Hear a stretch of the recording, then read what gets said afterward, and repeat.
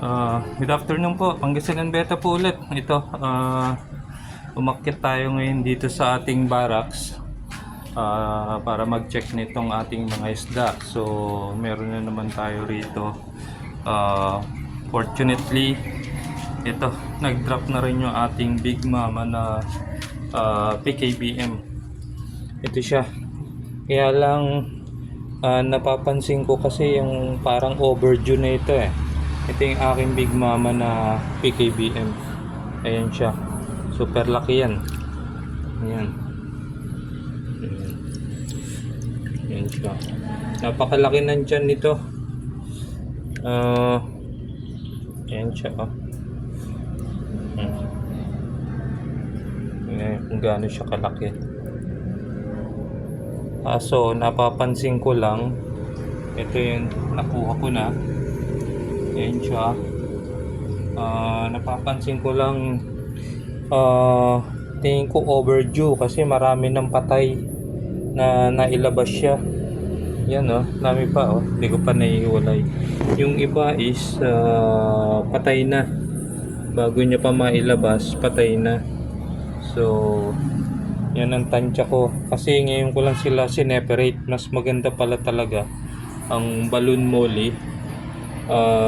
Pagka malapit na siyang manganak is i-separate mo na siya, ilagay mo siya sa solong lagayan para talagang makapanganak siya. Kasi tingin ko pagka naka-community sila, hino-hold nilang manganak. So para hindi makain yung mga anak niya, so pipigilan niyang manak. Yan. So ito ngayon sineperate ko lang din, nag-water change ako kanina. Ayan na nga, sorpresa. Ang dami niyan naman din wraps na anak. So ayan, bilangin natin ito pagka nakuha ko lahat. So ayan po. So ito po lahat yung ating nakuhang fry niya. So yung iba is medyo mahina. Ayan. Pa-comment na lang po kung anong dahilan at bakit yung ibang fry niya is mahina. Ang observation ko kasi ito is overdue na or masyadong marami lang sila. Kasi yung ibang patay is underdeveloped. Nakalabas pa yung mga yolk nila. Ito yung mga patay nakalabas yung mga bituka nila. May mga nakalabas na yolk. Ayan. Ayan siya. Yan. Mga ano ito, yung iba kasi tinapong ko na. So mga 10 pieces yan, ganyan. Labas yung kanilang mga, I don't know, ipiyok yan or bituka nila. So underdeveloped, hindi siya nag-close. Yung iba ritong may hina din, ganyan din yung mga tiyan nila yung iba.